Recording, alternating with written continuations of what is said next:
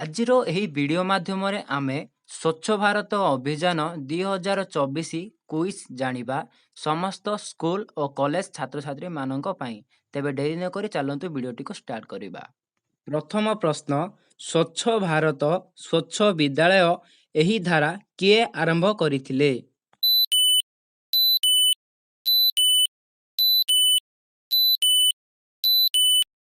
ଏହାର ଉତ୍ତରଟି ହେଉଛି ସ୍ମୃତି ଇରାନୀ। ସ୍ୱଚ୍ଛ ଭାରତ ସ୍ୱଚ୍ଛ ବିଦ୍ୟାଳୟ ଏହି ଧାରାଟି ସ୍ମୃତି ଇରାନୀ ଆରମ୍ଭ କରିଥିଲେ। ସ୍ୱଚ୍ଛ ଭାରତ ପାଇଁ ଟ୍ୱିଟରରେ କେଉଁ ହ୍ୟାଶଟ୍ୟାଗ୍ ବ୍ୟବହାର କରାଯାଏ?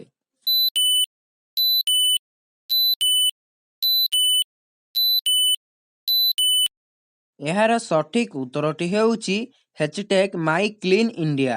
ସ୍ୱଚ୍ଛ ଭାରତ ପାଇଁ ଟ୍ୱିଟରରେ #MyCleanIndia ବ୍ୟବହାର କରାଯାଏ। ପରବର୍ତ୍ତୀ ପ୍ରଶ୍ନ, କିଏ ସ୍ୱଚ୍ଛ ଭାରତ ସବୁଜ ଭାରତ କ୍ଲିନ୍ ଇଣ୍ଡିଆ ଗ୍ରୀନ୍ ଇଣ୍ଡିଆର ଶୁଭାରମ୍ଭ କରିଥିଲେ?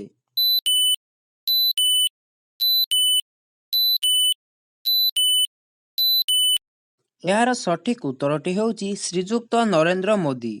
ଶ୍ରୀଯୁକ୍ତ ନରେନ୍ଦ୍ର ମୋଦି ସ୍ୱଚ୍ଛ ଭାରତ ସବୁଜ ଭାରତ ବା କ୍ଲିନ୍ ଇଣ୍ଡିଆ ଗ୍ରୀନ୍ ଇଣ୍ଡିଆର ଶୁଭାରମ୍ଭ କରିଥିଲେ।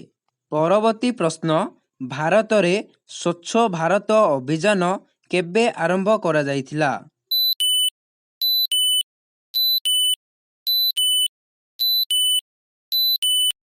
ଏହାର ସଠିକ୍ ଉତ୍ତରଟି ହେଉଛି 2014 ମସିହା ଅକ୍ଟୋବର ମାସ 2 ତାରିଖ।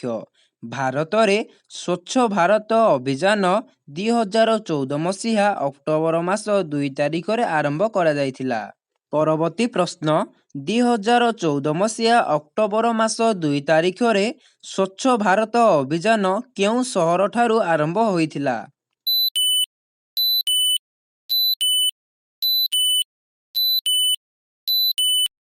ଏହାର ଉତ୍ତରଟି ହେଉଛି ନୂଆଦିଲ୍ଲୀର ରାଜଘାଟ ଠାରୁ।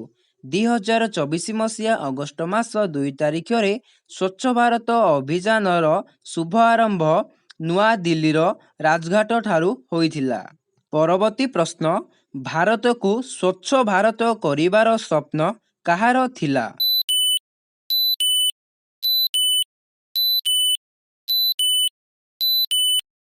ଏହାର ଉତ୍ତରଟି ହେଉଛି ମହାତ୍ମା ଗାନ୍ଧୀ। ଭାରତକୁ ସ୍ୱଚ୍ଛ ଭାରତ କରିବାର ସ୍ୱପ୍ନ ମହାତ୍ମା ଗାନ୍ଧୀ ଦେଖିଥିଲେ। ପରବର୍ତ୍ତୀ ପ୍ରଶ୍ନ, ଗାନ୍ଧୀଜୀଙ୍କର କେତେତମ ଜନ୍ମ ଜୟନ୍ତୀରୁ ସ୍ୱଚ୍ଛ ଭାରତ ଅଭିଯାନ ଆରମ୍ଭ ହୋଇଥିଲା?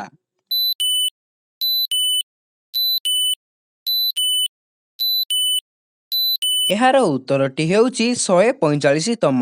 ଗାନ୍ଧୀଜୀଙ୍କର 145ତମ ଜନ୍ମ ଜୟନ୍ତୀରୁ ସ୍ୱଚ୍ଛ ଭାରତ ଅଭିଯାନ ଆରମ୍ଭ ହୋଇଥିଲା।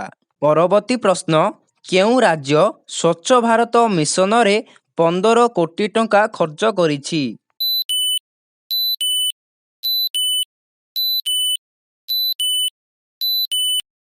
ଏହାର ଉତ୍ତରଟି ହେଉଛି ହିମାଚଳ ପ୍ରଦେଶ ରାଜ୍ୟ ସ୍ୱଚ୍ଛ ଭାରତ ମିଶନରେ 15 କୋଟି ଟଙ୍କା ଖର୍ଚ୍ଚ କରିଛି। ପରବର୍ତ୍ତୀ ପ୍ରଶ୍ନ, ସ୍ୱଚ୍ଛ ଭାରତ ଅଭିଯାନ କେଉଁ ମନ୍ତ୍ରାଳୟ ଦ୍ୱାରା ଆରମ୍ଭ ହୋଇଥିଲା?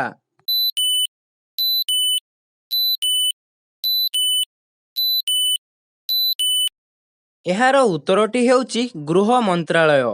ସ୍ୱଚ୍ଛ ଭାରତ ଅଭିଯାନ ଗୃହ ମନ୍ତ୍ରାଳୟ ଦ୍ୱାରା ଆରମ୍ଭ ହୋଇଥିଲା। ଆଜିର ଶେଷ ପ୍ରଶ୍ନ, ବିଶ୍ୱ ଶୌଚାଳୟ ଦିବସ କେବେ ପାଳନ କରାଯାଏ?